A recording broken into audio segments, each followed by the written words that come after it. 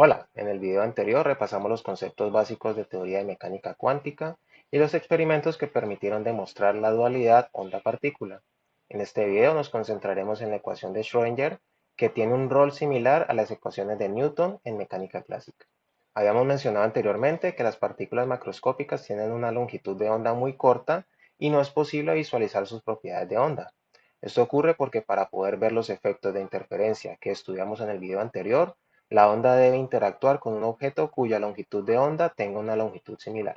Esto parte de la propuesta de de Broglie, quien en 1923 definió la longitud de onda de de Broglie como h sobre p, donde h es la constante de Planck y p es el momentum de la partícula.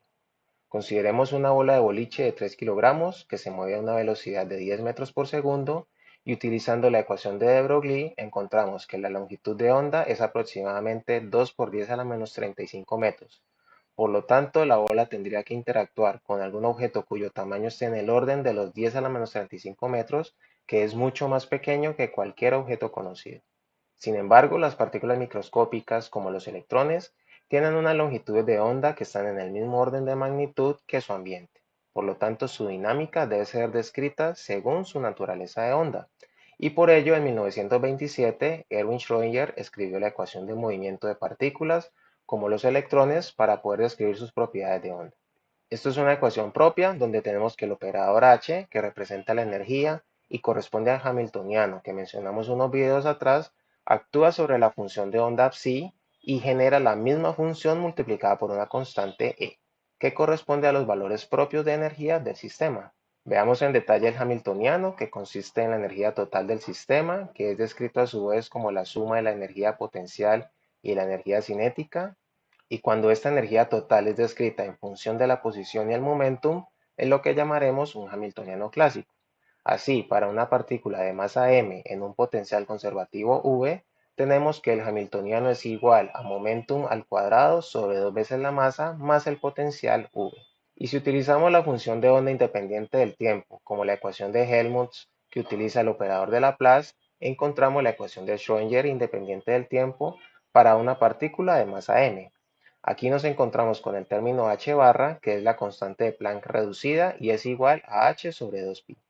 También recordemos rápidamente que el laplaciano consiste en la suma de la segunda derivada parcial de una función, que en coordenadas cartesianas será simplemente la suma de la segunda derivada parcial de la función con respecto a x, y y z, mientras que para coordenadas esféricas, que será bastante útil para resolver la ecuación, como vamos a ver en un momento, debemos hacer una transformación de coordenadas y la expresión del laplaciano es la que vemos aquí en la presentación. Revisemos ahora el caso del átomo más sencillo, que es el átomo de hidrógeno, donde no solo tenemos una partícula como el electrón, sino que ésta interactúa con el núcleo. Escribimos nuestra ecuación de Schrödinger y expresamos la función de onda en coordenadas esféricas, y luego escribimos también el operador laplaciano en coordenadas esféricas, cuyos componentes son los mostrados en la ecuación. Adicionalmente, vamos a describir la energía potencial como la interacción de Coulomb, que es menos e al cuadrado sobre 4pi veces la permitividad del vacío por la distancia r. La solución de la ecuación se realiza con el proceso de separación de variables y como es suficientemente conocida y la podemos encontrar en distintos textos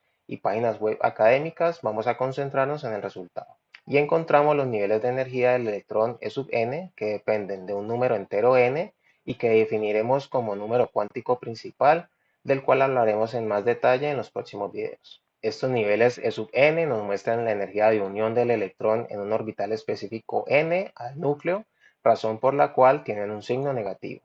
Y como vemos, estos niveles son cuantizados y tienen muy buena correspondencia con el conocido modelo de Bohr, así como con resultados experimentales.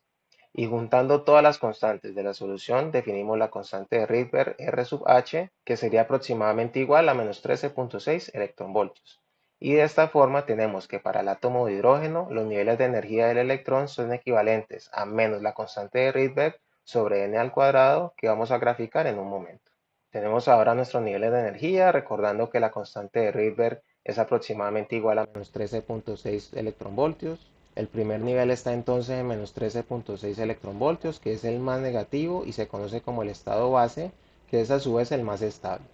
Para el segundo estado dividimos por 2 al cuadrado, luego por 3 al cuadrado y así sucesivamente, y podemos notar que a medida que n se incrementa, los niveles de energía están más cerca entre sí y se aproximan a lo que definimos en un momento como energías de ionización. Y en el límite, cuando n sea infinito, tenemos que la energía es cero, lo que significa que el electrón está libre del núcleo. Por definición, tenemos que la energía de ionización es el mínimo de energía que necesitamos para remover un electrón de un nivel de energía n en un átomo gaseoso, molécula o en un ion. Y si en el átomo tenemos un electrón excitado, es decir, que se encuentra en un nivel de energía superior al de base, y este se relaja a un nivel de energía inferior, tendremos la emisión de un fotón, cuya energía es la diferencia entre los dos estados. Y con esto es posible obtener el espectro de emisión del átomo, que en el caso del hidrógeno tenemos que la emisión de luz sigue un set de líneas espectrales que se conocen como series de Balmer y que pueden ser obtenidos al excitar un tubo de vidrio con hidrógeno gaseoso a unos 5000 voltios y que a baja presión vamos a ver que el tubo emite una luz azul que luego puede pasar por un prisma y se obtienen las cuatro bandas de luz que vemos en la figura, cuya longitud de onda y su color respectivo son los que tenemos en la tabla. Y esto ocurre porque la fuente de voltaje excita a los electrones a niveles superiores de energía que luego se relajan a niveles inferiores y se emite un fotón con la diferencia de energía tal y como lo discutimos en la diapositiva anterior. En este video estudiamos la ecuación de Schrödinger y el resultado de su solución para el átomo de hidrógeno, donde encontramos niveles cuantizados de energía y que luego nos permiten entender el espectro de emisión de luz en un tubo con gas de hidrógeno. En el siguiente video abordaremos el problema de un sistema con más partículas, como por ejemplo el átomo de helio, y las aproximaciones que usaremos para resolver la ecuación de Schrödinger. Saludos.